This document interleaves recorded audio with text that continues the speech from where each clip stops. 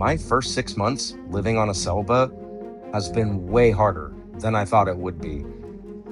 I've been getting my teeth kicked in on this one. So the reason I haven't uploaded a video in the last 6 months is because it's been that hard. I've been in free fall the entire time. And I'd like to just refresh you guys a little bit because it's been a while about how I got here. If this is your first time watching, check the link in the description below if you want the full backstory. But the point is, I got divorced a year ago. I have to reinvent myself in my 40s. And right at the time that occurred, I was also losing my studio and I was moving on to a boat. My business was having to wrap up. I was being challenged from a lot of different directions in a lot of ways through some seriously rapid changes that were being thrown at me in very quick succession. And then what happened after that was a lot of drinking. Before living on the boat, the first thing that I transitioned into out of my marriage was an Airbnb. And I lived in that Airbnb for a few months trying to figure out what I was going to do with my life. This is right around the time that I was hearing that the land was selling and I was going to lose my business as well. And then right in the midst of that, the boat, Nomad, became available. And I jumped on it. I get this boat, and the boat has no working electricity, no plumbing, no bathroom, no fridge, no air conditioning, no working running systems. It's been sitting on the concrete in a boatyard for 12 years. And what did I do? I looked at that as a novice and thought, that's fine, no big deal. I'll move on to it anyways. Bro. So I canceled the Airbnb. I hop onto this boat, but because the engine doesn't work, after the boat splashed, I ended up having to live at the dock in this dusty boatyard for several months in a boat that had no working running systems. And what ensued from there was some of the hardest 6 months of my life. What happened right at that time? I lost my business. The land that my studio sat on, which operated out of a boatyard, had gotten sold to some dude who owns like 250 Taco Bells, and he bought all the boatyards in St. Petersburg. So now I'm on a boat with no systems. The studio sells, my last video is uploaded, and I don't really know what to do with myself anymore. So that's where the drinking came into play. Drinking, gambling, and debauchery. I do as much work as I can, still providing services to my customers at the studio, even though I don't have a studio anymore.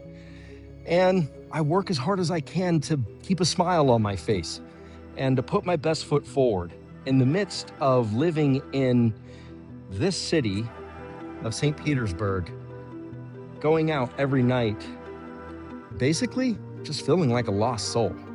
I'm basically in this boatyard, languishing, trying to get the diesel engine fixed with no electricity working. Very long, dark nights and cold weather ensued around this time. I ended up having some friends who saw my situation from afar and decided to come out and help. And they flew down, they showed up, and they put in some serious work. I'm talking like 14-hour days, a handful of 14-hour days, sun up way into the night, where we started scrubbing tanks. We started working on some electrical stuff. We needed to put an arch on the boat so that we could put my go-to dinghy on the back. We had all kinds of projects that we had to do, and these guys showed up and showed me a level of love and kindness that I hadn't seen before.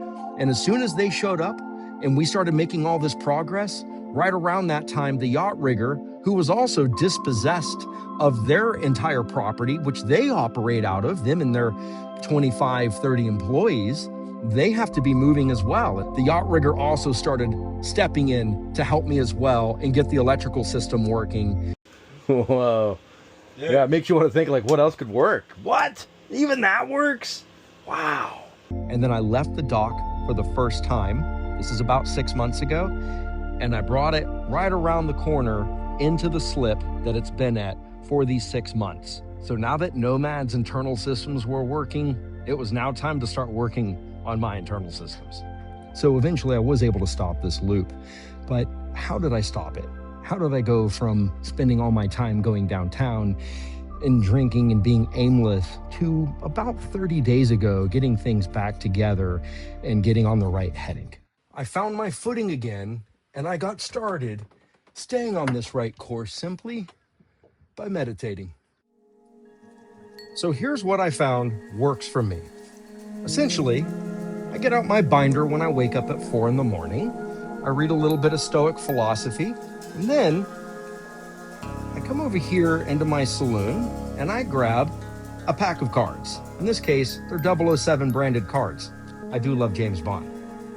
And I get my cards out, I do a quick little shuffle of the cards, and then I draw a card. And whatever card I draw, I then match up to my handy dandy list of card faces, and each of the different card faces has a different meditative practice. So in this case, I got Queen of Hearts. So I look on here for Queen of Hearts, and that would be simple meditation. It could have been Om chanting, it could have been grounding, it could have been a Shambhavi Muhamudra, it could have been The Art of Contemplation by Richard Rudd of the Gene Keys. Look, the point is I had to stop compulsive behavior by stopping my unconscious state of existence, and I did that by elevating my consciousness through meditation, which gave me a sense of grounding, of sure footing in a time of my life when it felt like that I was in total free fall. And to be fair, I'm still in that free fall, but at least I've stabilized to some degree. Hence, me being able to even make this video right now. If you guys want to know more about those practices, if you're interested in that, hit me up in the comments below. But something amazing happened. During the hardest 6 months ever, about 2 weeks ago, the studio is back. The yacht rigger was able to figure out some place so that I could build the studio on top of the containers at the yacht rigger. So now I get to be close to my tribe, close to my people, and have the studio back. So I can film awesome content that the yacht rigger does as they do incredible installs on boats. And you guys can see that through my eyes, and I can talk to those experts. So please like, comment, subscribe, come along the journey of watching me see these amazing boat builds and these lithium systems and all these crazy installs that they do. They got a rigging department, from standing rigging to running rigging, an electrical department that does these crazy high-end installs of all kinds of the greatest, latest gadgets concerning the things that you would want to have on your boat for having your adventures, on top of a cabinetry department, if I didn't already say that, a hardtop department. I mean, there's so much going on at the yacht rigger. I hope you guys come along and see what they're up to, and also come along for the journey for a young business owner. I mean, the business being young, not me as much, and seeing what it takes to run a studio and to try to get that side of my business off the ground as well. I hope that there's things from that you guys would be able to learn, both maybe to be inspired from, but definitely probably what not to do. And so thank you guys so much for following along in this journey. Now let's get to the 3 things that I need to do on Nomad to get off the dock. I'm going to give myself a challenge. I am going to upload a video every single day right here off Nomad and of my life, just to get back into the flow of posting content. It might not be the most high quality stuff, but I'm going to try to keep it tight. And as it concerns Nomad, there's something that's happening that is breaking my heart as an aspiring sailor, and it's making me feel like a huge loser. This boat got parked here 6 or 7 months ago as I made it over from the yacht rigger right as the engine had gotten fixed up. I tied off to the dock, and it's never left since. Bro.